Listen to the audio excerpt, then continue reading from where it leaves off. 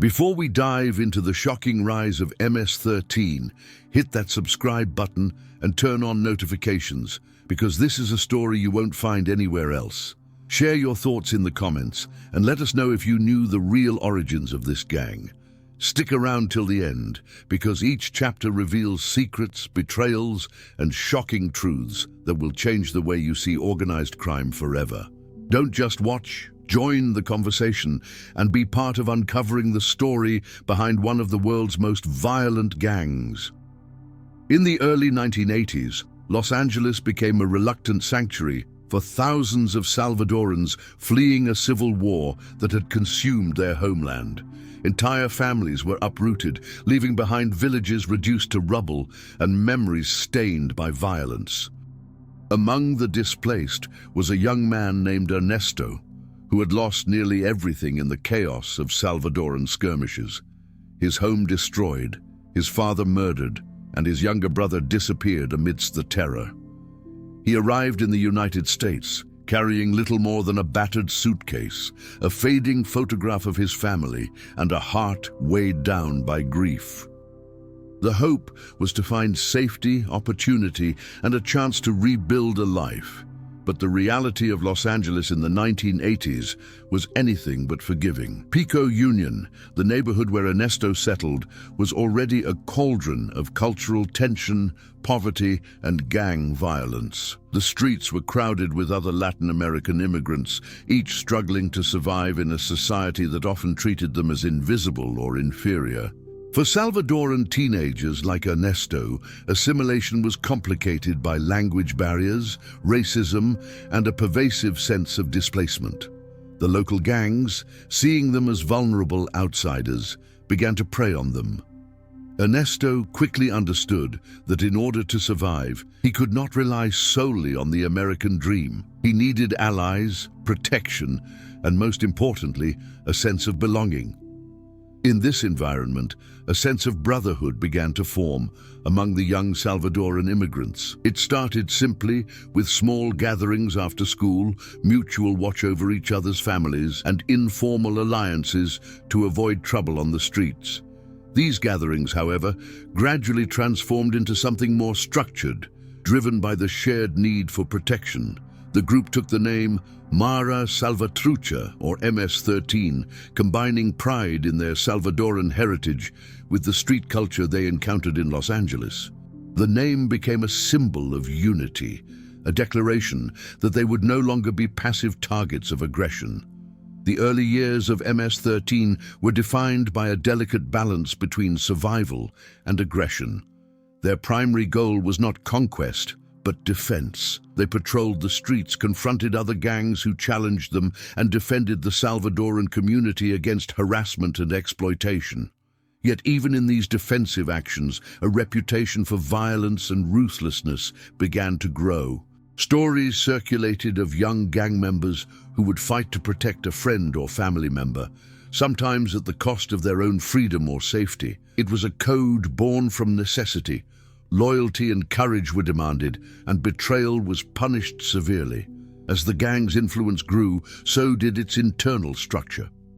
One of the pivotal figures in this transformation was Ernesto Deras, a former Salvadoran Special Forces soldier who had immigrated to the United States after surviving the war. Deras brought with him not just military skills, but a vision of discipline and organization that would shape MS-13's future. Under his guidance, the gang developed hierarchies, rules, and codes of conduct. Meetings became more strategic, fights more coordinated, and recruitment more deliberate. MS-13 was no longer just a loose collection of youths. It had become an institution with a clear identity and an expanding reach. The 1980s and early 1990s also brought an unforeseen catalyst that would transform MS-13 from a local street gang into a transnational force. The United States government, in its efforts to manage undocumented immigrants involved in criminal activity, began deporting Salvadorans back to their homeland. Many of these deported individuals were MS-13 members, trained in gang operations and street combat. Once back in El Salvador, they found a country still reeling from war, where law enforcement was weak and local gangs were struggling to establish dominance. The returnees used their experience and organizational skills to establish MS-13 chapters in Central America, exporting the gang's culture of violence and loyalty across borders. The narrative of MS-13's rise is not merely a story of crime. It is a reflection of displacement, survival, and identity under extreme circumstances. These young men, uprooted from their homes and thrust into hostile environments, found in MS-13 a sense of family, protection, and empowerment. Yet, this empowerment came at a high cost. Violence became a currency, fear a tool, and loyalty an unbreakable expectation. Their story illuminates the human consequences of war, immigration, and marginalization, showing how environments of neglect and oppression can forge organizations capable of extraordinary coordination and devastating violence. Even in the most tragic aspects of their rise, there are personal stories that reveal the complexity behind the headlines. Young men like Ernesto were caught between two worlds: the yearning for peace and the necessity of survival. Some tried to resist the pull of violence, only to be drawn back by threats against their families or friends. Others embraced the gang fully, believing that the bond of brotherhood offered a security and identity they could find nowhere else. Through these stories, the origins of MS-13 become not just a tale of crime, but a narrative of human resilience, desperation, and the quest for belonging in a world that often seemed determined to deny them both. By the early 1990s, MS-13 had established itself firmly in Los Angeles, a gang born out of exile, bonded by shared trauma, and defined by its uncompromising code. Its members were both victims and perpetrators, products of a violent environment who, in turn, perpetuated violence. The gang's formation reflects a stark reality that in the absence of protection, justice, and opportunity, young people will create their own systems, for better or worse. MS-13's story begins here, in the alleys and apartments of Pico Union, but its legacy would soon stretch across continents, a testament to both the resilience and the tragedy of those who were forced to find strength in brotherhood and fear in survival. By the mid-1980s, MS-13 had moved beyond its initial role as a group seeking protection and identity. The young Salvadorans, who had fled a war-torn homeland, now faced the relentless pressures of inner-city Los Angeles, where poverty, racism, and rival gangs dictated the rules of survival. For many, the line between self-defense and aggression blurred quickly, and MS-13 began to carve its reputation through acts of violence that were as strategic as they were brutal. Among the early members was a teenager named Julio, who had arrived in Los Angeles at the age of 14 after surviving years of conflict in El Salvador. Julio, like many others, felt the isolation of being an immigrant in a foreign city, constantly threatened by more established gangs that considered newcomers easy targets. It was not ideology or greed that drew him into MS-13, but necessity. The gang promised safety, belonging, and a code of loyalty that was more reliable than anything he had known. In return, Julio and his peers became bound to a world where violence was currency and betrayal meant death. The early acts of MS-13 were raw but highly effective. Clashes with rival gangs were frequent and often ferocious, fueled by a combination of survival instinct and a desire to assert dominance. The gang operated in tight-knit cells, and even though their methods were brutal, they were also surprisingly disciplined for a group of adolescents. Fights were not just spontaneous brawls, they were coordinated efforts designed to intimidate, eliminate rivals, and secure control over territory. Each act of aggression reinforced loyalty within the gang and cemented its reputation as a force that could not be ignored. During this time, the use of weapons, particularly knives and blunt objects, became widespread among MS-13 members. The gang developed a signature style of violence that combined speed, coordination, and a ruthless efficiency that left opponents with little chance of escape. One infamous incident involved a street dispute that escalated into a full-scale attack on a rival gang, leaving several members hospitalized. News of the attack spread quickly through the neighborhood, and MS-13's reputation as a gang to be feared grew exponentially. For the members, the violence was both a practical tool for survival and a ritualistic affirmation of their unity and loyalty. However, the brutality of MS-13's early crimes was never without consequence. Police in Los Angeles began to take notice, and arrests were frequent.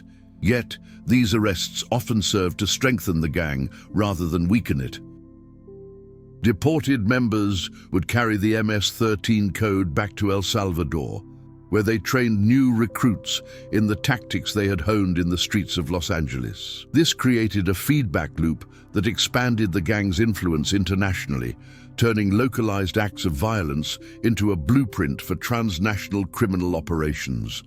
The culture of MS-13 during this era was also shaped by strict codes of conduct and an unyielding sense of loyalty. Members were expected to defend one another at all costs, and disobedience was met with harsh punishment. Tattoos became a symbol of identity and allegiance, marking members as part of the brotherhood and warning outsiders of their commitment.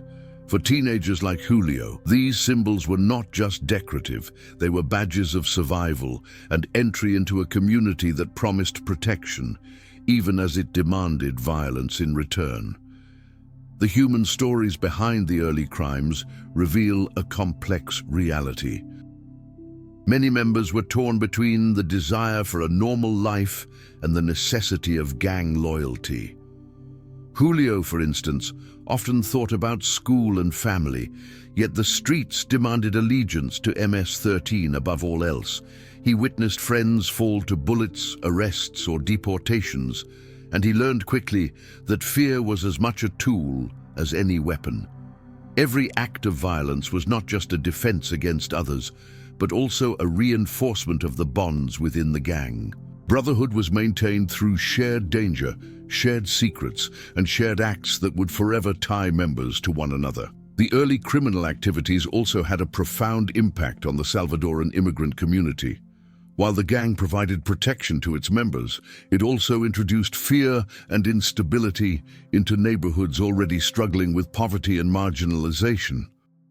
Parents worried for their children, schools feared gang recruitment, and the local authorities struggled to respond effectively. MS-13 was no longer just a group of displaced teenagers. It had become a social phenomenon that commanded attention and instilled fear, its influence extending far beyond the immediate circle of its members. As the 1980s gave way to the 1990s, MS-13's reputation for violence became a defining characteristic of the gang. The acts committed during these formative years laid the groundwork for a network that was not only feared locally, but soon internationally.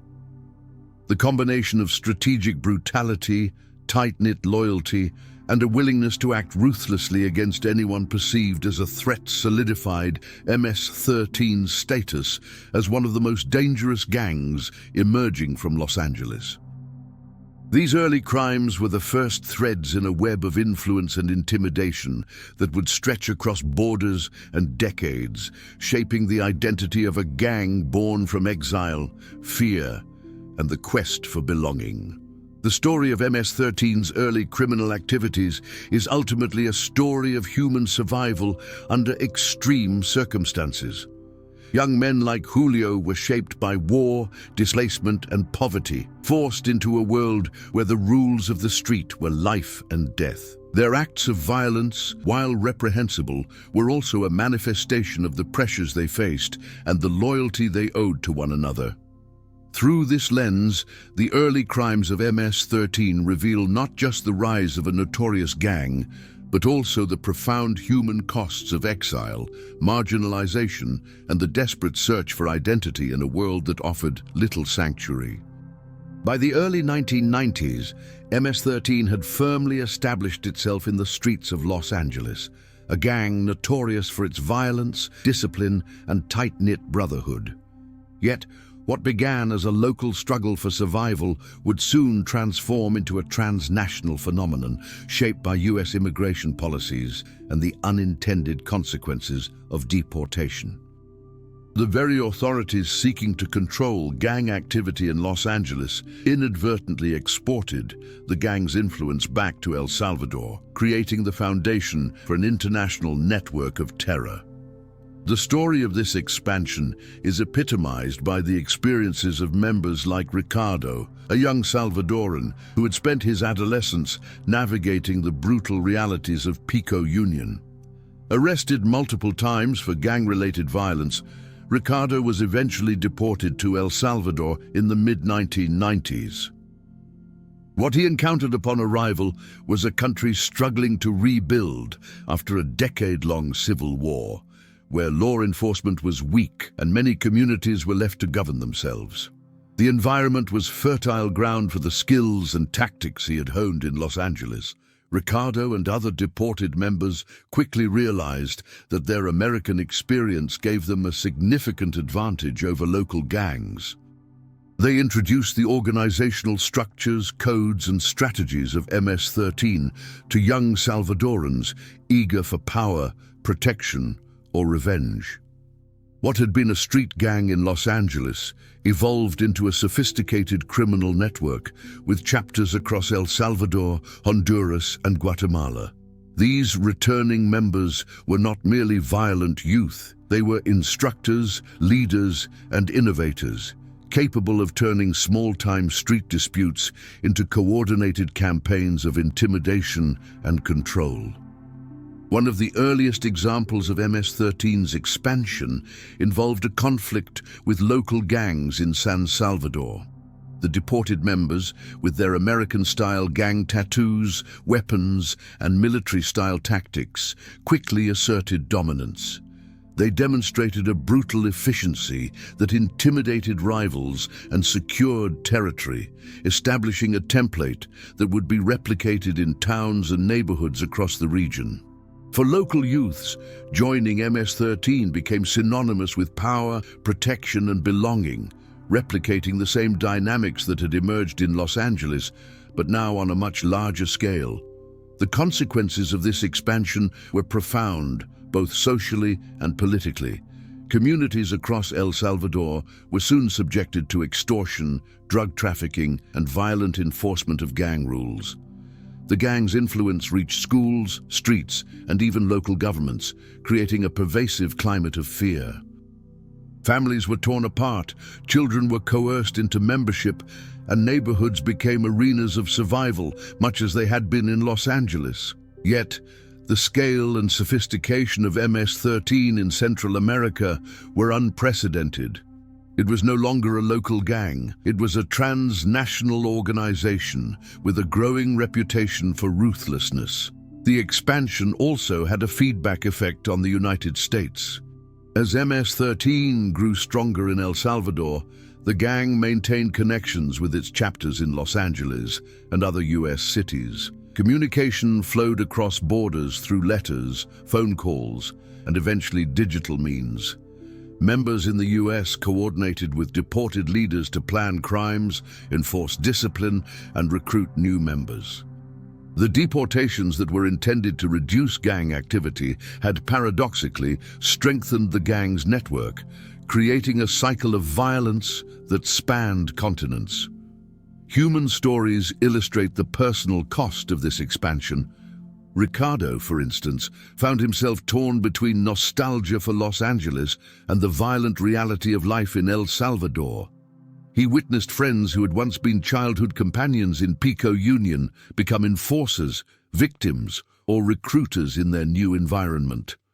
The very sense of brotherhood that had provided security in Los Angeles now demanded acts of cruelty and coercion in a country still healing from civil conflict. Each act of violence reinforced loyalty, but also deepened the moral and psychological toll on those involved.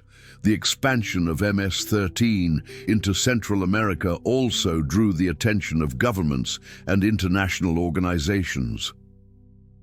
Law enforcement agencies, already struggling with limited resources, were now faced with a gang that operated across borders with near-military precision.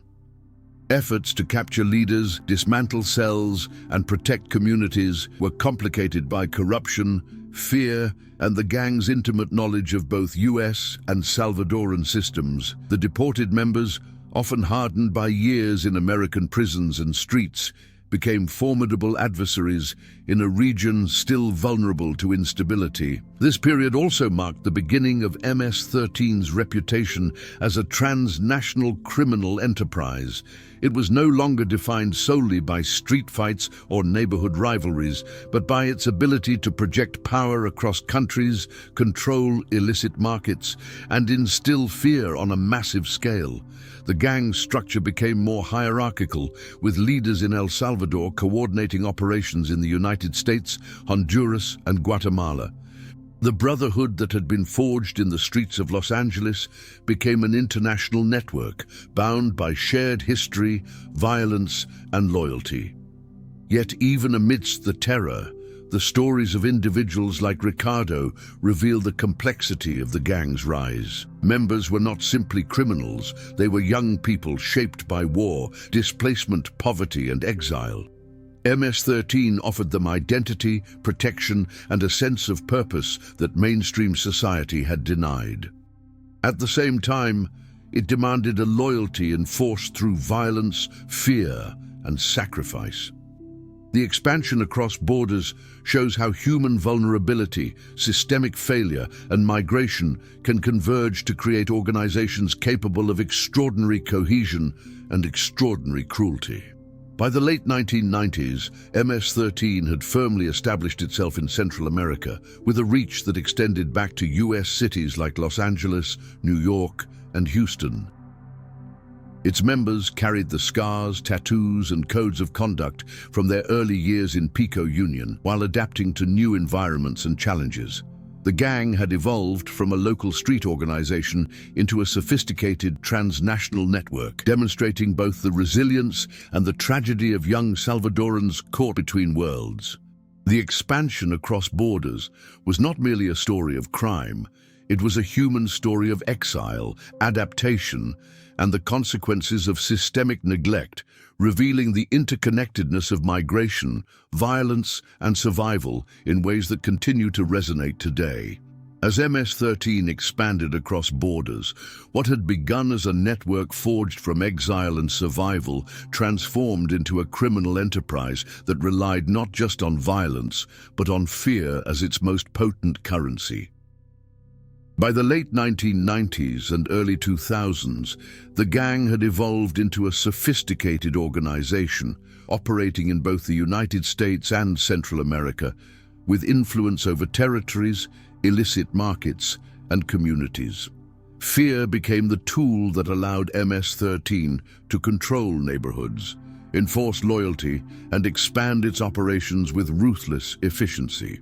One of the early architects of this evolution was a member known as Miguel, a young Salvadoran who had been deported from Los Angeles and had spent his teenage years navigating the streets of San Salvador. Miguel recognized that for MS-13 to survive and grow, it could not rely solely on brute force in isolated skirmishes. The gang needed systems, predictable methods to assert dominance, extract resources, and maintain obedience. Extortion quickly became central to MS-13's strategy. Local businesses, families, and even schools found themselves under pressure to pay taxes in exchange for protection. Failure to comply often resulted in brutal consequences, sending clear messages to anyone who might consider resistance. The extortion operations were terrifyingly effective because they combined intimate knowledge of communities with uncompromising violence. Gang members would mark houses with graffiti, kidnap or assault those who failed to pay, and publicize acts of punishment to instill fear in neighbors. Each act served a dual purpose. It reinforced the gang's authority while simultaneously binding members together through shared participation in enforcing the code. For adolescents like Miguel, enforcing these rules was both a rite of passage and a demonstration of loyalty. Hesitation could result in punishment or even death. Fear, once externalized, became internalized within the gang, shaping behavior and cementing obedience. Drugs became another cornerstone of MS-13's expansion. Initially involved in small-scale trafficking to support their immediate operations, the gang soon established connections with larger drug networks, facilitating the movement of cocaine, marijuana, and other narcotics between Central America and the United States. These operations required planning, coordination, and strategic partnerships, transforming what had been ad hoc street-level crime into organized transnational business. Members were trained in smuggling techniques, clandestine communication, and methods of evading law enforcement, blending the lessons learned on the streets of Los Angeles with the opportunities presented in Central America. The combination of extortion and drug trafficking allowed MS-13 not only to generate wealth, but also to consolidate power. Miguel and his peers understood that financial control reinforced social control. The more resources the gang commanded, the more leverage it had over local authorities, communities, and rival gangs. In some neighborhoods, MS-13 operated almost like a parallel government, collecting taxes, enforcing rules, and meting out punishment to maintain order according to their own code. Residents lived under constant vigilance, aware that any perceived defiance could result in severe consequences. This systemic use of fear created a self-reinforcing cycle of control, where compliance was the only safe option.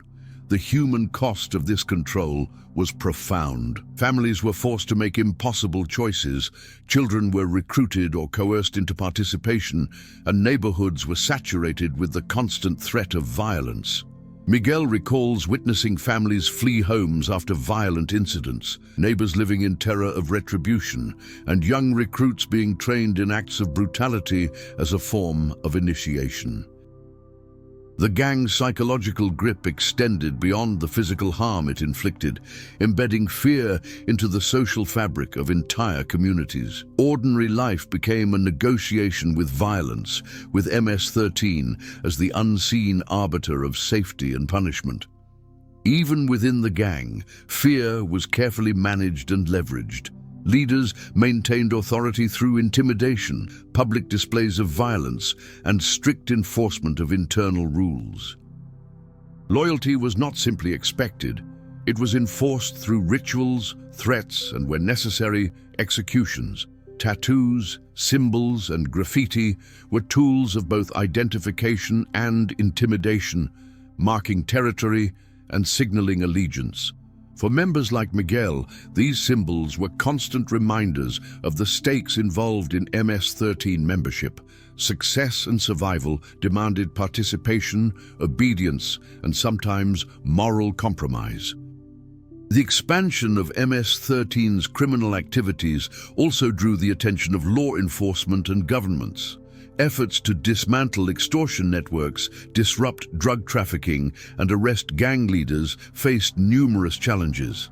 The gang's transnational structure, combined with local corruption and fear-induced silence, allowed it to operate with impunity in many areas. Operations that might have disrupted smaller gangs often had limited impact on MS-13, whose decentralized but tightly loyal network allowed it to absorb losses and maintain continuity. Every arrest or deportation was a lesson for the gang, teaching members new strategies for evasion and reinforcing the idea that survival depended on fear, loyalty, and ruthless efficiency. The story of MS-13's use of fear as a business strategy reveals the gang's transformation from a group of displaced youths into a highly organized criminal enterprise. It shows how violence, once reactive and defensive, became a calculated tool for maintaining power and extracting resources. It highlights the ingenuity and adaptability of the gang, but also the human suffering embedded within this expansion. Miguel's story, and those like him, reflect both the allure of belonging and the moral cost of survival in a system that demanded loyalty enforced through terror. By the mid-2000s, MS-13 had solidified its reputation as one of the most violent and organized gangs operating in North and Central America. Its influence was measured not only in the streets it controlled or the drugs it trafficked, but in the pervasive fear it inspired. Communities learned to navigate life under the shadow of the gang, and members were bound by a system that rewarded obedience and punished dissent. The business of fear had become central to MS-13's identity, ensuring both the gang's survival and its ongoing expansion across borders, a chilling testament to the power of violence intertwined with strategy, loyalty, and human vulnerability. By the early 2000s, MS-13 had grown into a sprawling network that spanned the United States and Central America. Its members were no longer just displaced youths seeking protection.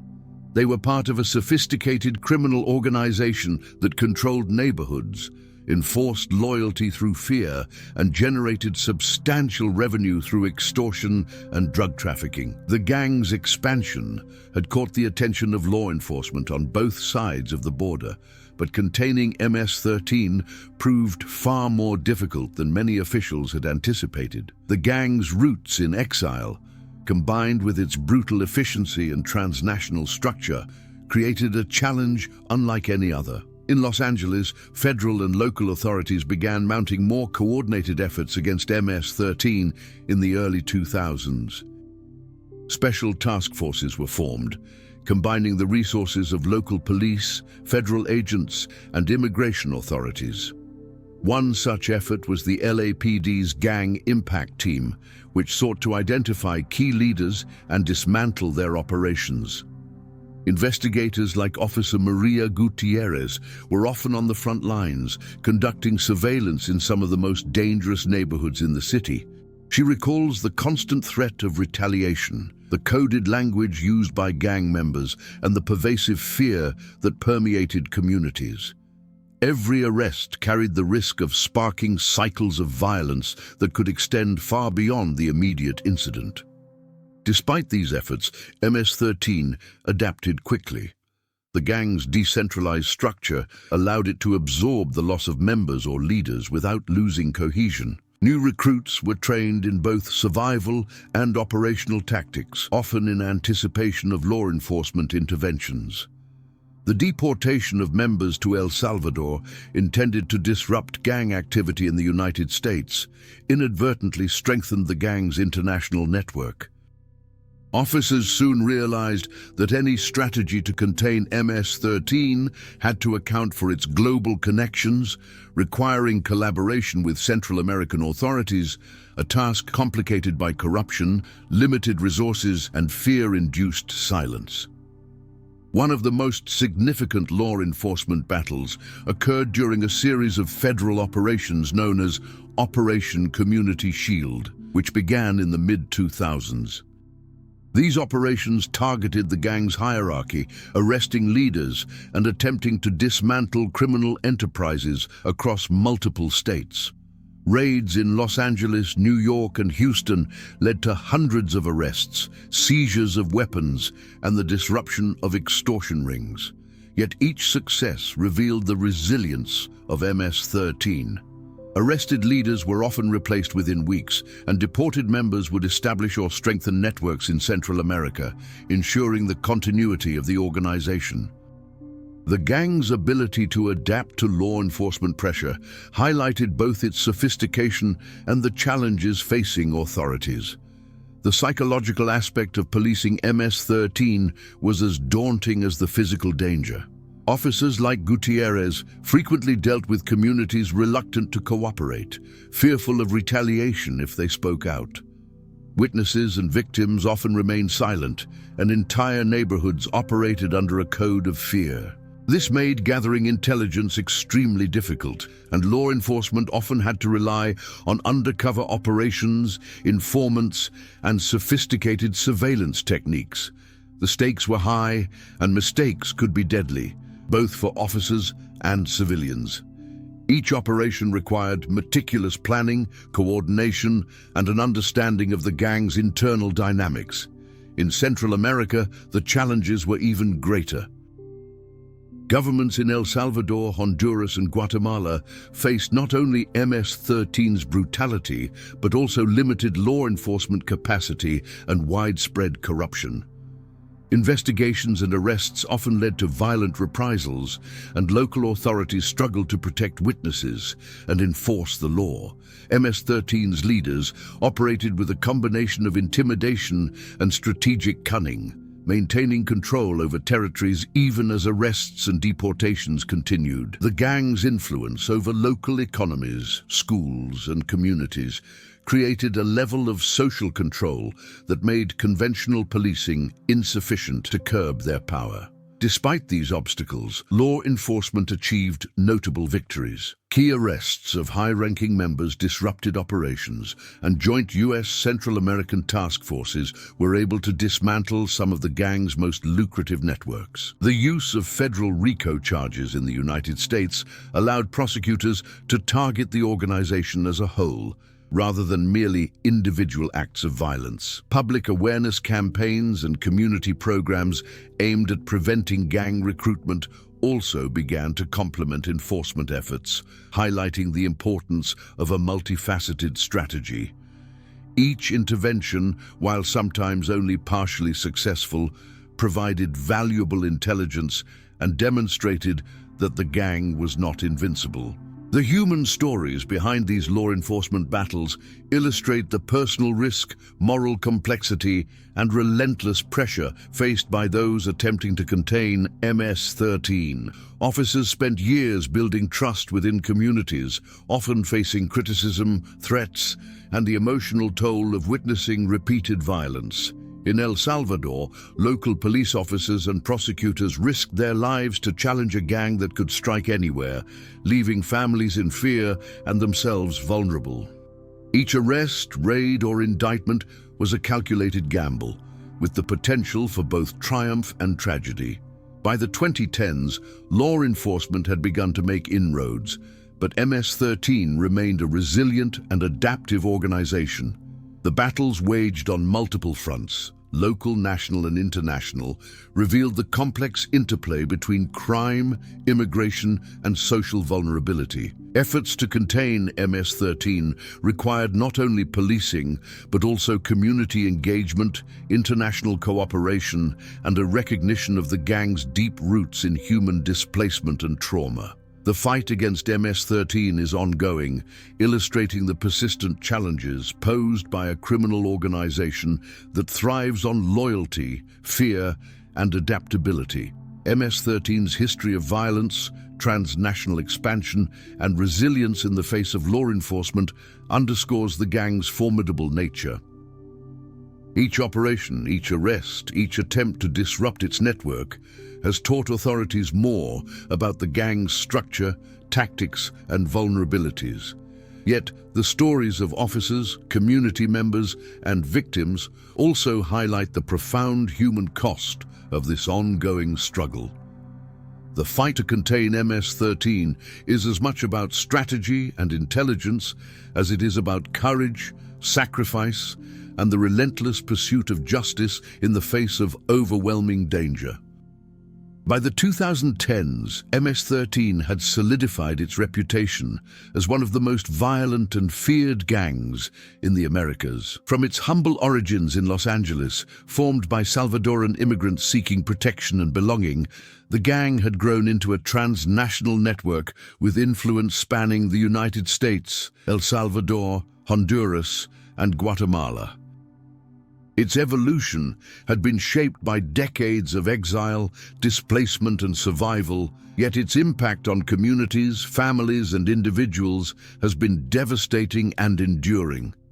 The legacy of MS-13 is not merely measured in crimes committed or arrests made, but in the pervasive culture of fear, the cycles of violence, and the human suffering that continues to ripple across generations.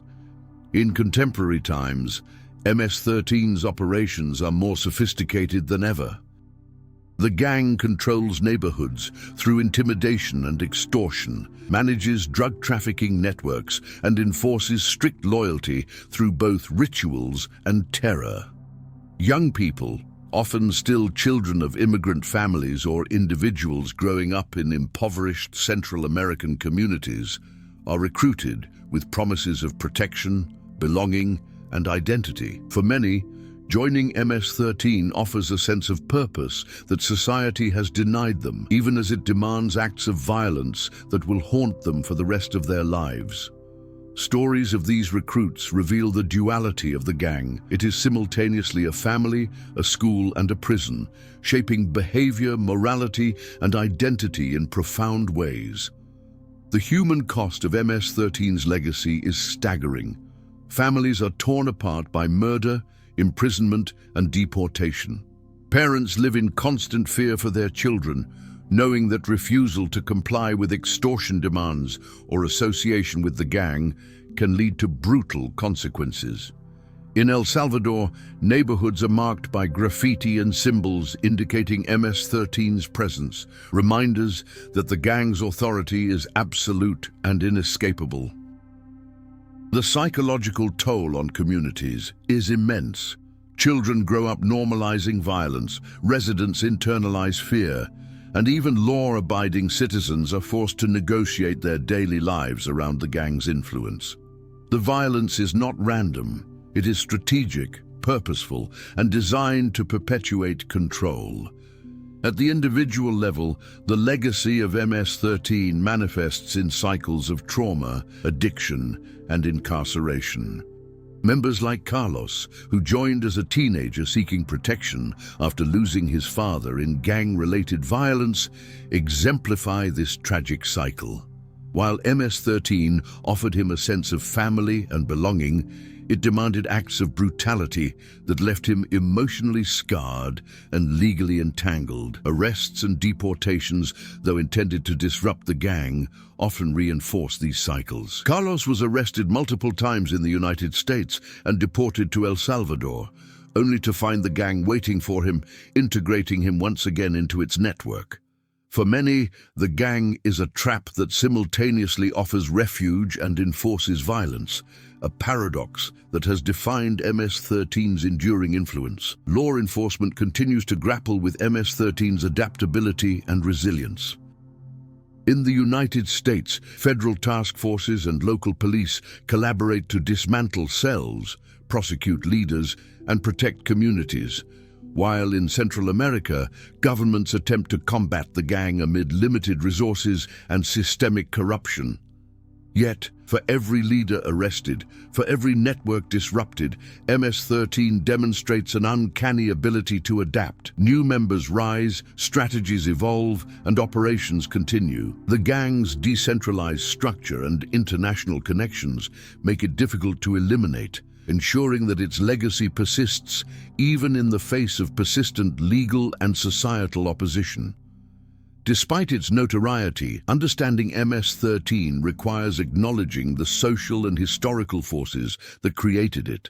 The gang's origins lie in displacement, marginalization, and the search for identity among Salvadoran immigrants in Los Angeles. Its expansion into Central America was fueled by deportation policies, weak law enforcement, and the enduring effects of civil war. In this light, MS-13 is as much a symptom of societal failure as it is a perpetrator of violence. Communities, governments, and institutions have often struggled to provide the protection, opportunities, and social cohesion that might have prevented the gang's rise, leaving young people to seek belonging in a structure defined by brutality and fear. Today, MS-13's legacy is visible in both the scars it leaves and the structures it has created. The gang's influence extends across borders, in communities where fear dictates behavior, in prisons where membership continues to provide status, and in families forced to navigate its presence in their daily lives. Efforts to counter the gang have included community programs, education initiatives, international law enforcement cooperation, and rehabilitation efforts, yet the shadow of MS-13 looms large. It serves as a reminder that violence, once institutionalized, can permeate society in ways that are difficult to eradicate, affecting not just individuals, but generations. The stories of those who live under MS-13's influence are both tragic and compelling. Survivors speak of neighbors lost to violence, children coerced into crime, and the constant negotiation of safety and loyalty. Members recount the pull of brotherhood, the fear of betrayal, and the struggle to reconcile identity with morality. These narratives reveal the human dimension behind the headlines, showing that the gang's legacy is not only measured in statistics, but in lived experiences of fear, loss, and survival.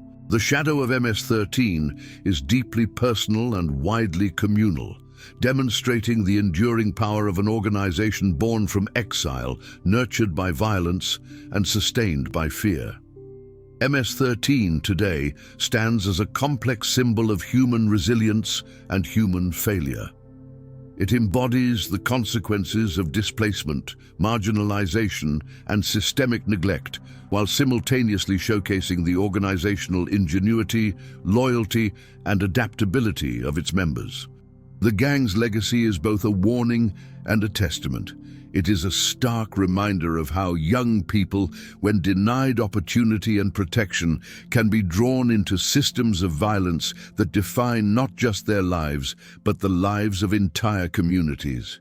Its story, from the streets of Los Angeles to the neighborhoods of Central America, continues to unfold, leaving a trail of fear, trauma, and a cautionary tale of the power of brotherhood turned violent.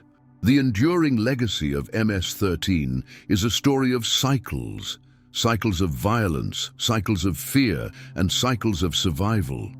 It is a story that spans continents, generations, and social systems, illustrating the complex interplay between human vulnerability, social marginalization, and organized crime. Understanding MS-13 today requires not only attention to its crimes, but also empathy for the historical and social circumstances that shaped it, recognizing that its violence is inseparable from the lives it touches and the world that allowed